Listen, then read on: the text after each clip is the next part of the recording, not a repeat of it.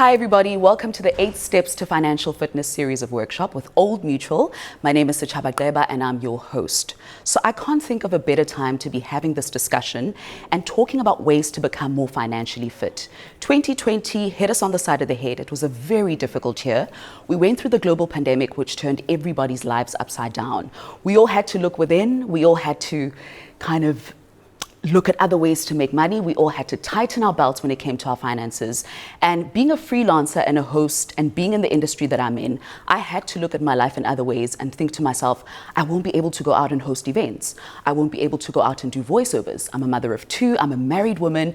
I had goals that I had to kind of go back to the drawing board and adjust as a result of 2020. So we're going to be linking this to your fitness physically, because a lot of the times when you're out there and you're trying to be fit and get the body of your dreams and be healthier, you do it in steps. So I've got the perfect person to take us through this. We've got 8 of these workshops and we're starting with Elize Botha, who is the MD of Old Mutual Unit Trusts.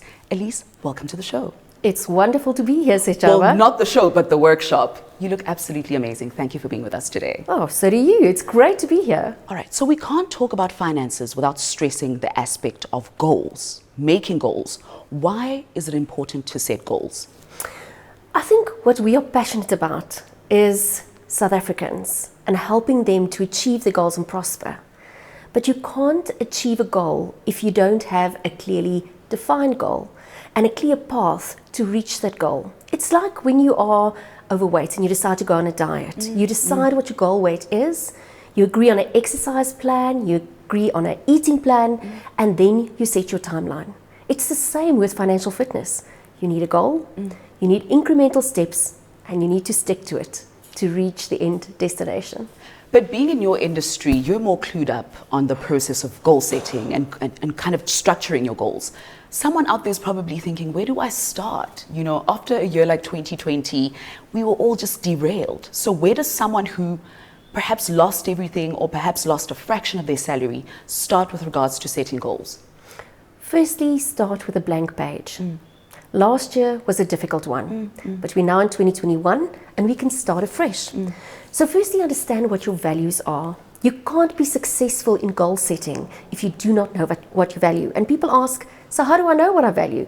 It's what you surround yourself with, where you spend your time, where you spend your money. And then secondly, what you have to do is you have to just brainstorm.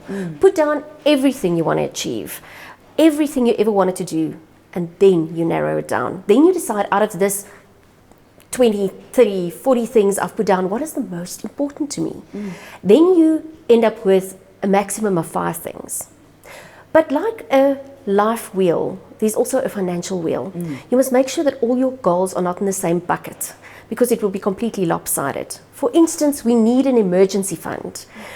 Last year we saw things happen. You don't know about it. You don't plan for it. Have the emergency fund to help you through life's journey. Second thing, have joy goals. You know, those beautiful holidays, the weekend away with the friends, that's also important. And then your long-term goals. Retirement, buying that house, solving for your kids' education in the future, and make sure that you've got one in each bucket. And that will make your wheel quite round, and that will help you on the path to financial freedom. And just make sure that when you have your 5 goals, that you've got one in every bucket. They all can't be in the joy goal division, then you won't retire comfortably, or you won't be able to buy that house of your dreams. Why do we find this whole process so intimidating as human beings naturally? I think we're scared of finances. We believe finances is a very difficult thing. We don't believe we can actually change our lives. We think we're not rich enough. We think we are not well off enough. And just by starting, you're actually already changing your future. True. All right, so I have so many competing goals, and you spoke about it. Structuring them is a good thing, but perhaps I might think this is important, and the next person might think that's not important. My husband would be like, but I don't think we need to do that. So how do I go about going through competing goals and saying this is the most important one and this is the one that I really need to put on number 1? If you have a spouse or a partner, the most important thing is to sit down with them and agree what is your joint goals, and to plan for those. And you have to debate. I'm sure there will be lively debate. There will be lots. And they do get intense, trust me. They do. And then once you agree on that, decide on your individual goals, because then you can say, okay, I want to do this, but you don't. And by doing it that way, you can still get up to your 5 goals, some joint, but some individual. Love it.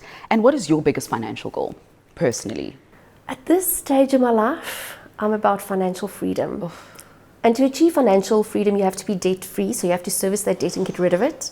And then have an investment portfolio that is big enough to sustain your lifestyle. Okay, I'm going to stop you right there, because an investment portfolio, someone is watching and thinking, investment what? Could you just break that down for us? Again, getting back to your previous goals. So, for instance, there's a lot of company websites that gives you tools to say what is the best option for you. From as little as 500 Rand a month, you can invest. Oh, wow. And so people usually think, I need thousands to start. You can do a debit order and do it monthly. So basically, you can go onto companies' websites, you can go onto oldmutualinvest.com, and you can see exactly what to do and how to start. And it doesn't take a lot of money. That's the good news. Lovely. And do you have any advice on how to stick to your goals? Because I do think, especially, think of a year like 2020. You could have had your goals, and then you had to kind of shift things around and go back to the drawing board. So how would you advise one goes about doing that?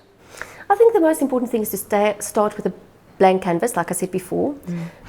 Understand your values. That's probably the most important thing. And don't buy stuff that you don't really need to keep up with the Joneses or the Kumalus. Don't do that. Just make sure that you fulfill what you really need and go from there. Start a vision board. Now, I know that sounds very airy-fairy, but it's actually so important. Put pictures down of exactly what you want to achieve and remind yourself of it so often.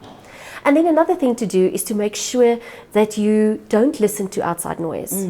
Markets are going to fluctuate. There's going to be a new politician selected, and things are going to sometimes be very noisy. Just don't listen to it. And don't be influenced too much by outside parties about what you should think about. Which can be quite difficult, especially in this kind of industry. But I love that you touch up on the vision board. I think with any other industry, people would advise you to put something down on paper, pictures, so to be able to visualize it. So for me, it's a little embarrassing, but I think I'd only put together a vision board twice in my life. And I think the one thing I'm going to take from here is I need to regularly remind myself of what my goals are. What would you want people to take from this workshop? First thing is, nothing is impossible if you plan. Understand yourself, because financial fitness is all about you as an individual. Then don't be scared of something you don't know. Just start today. If you save 500 Rand this month, it's better than where you were in 2020.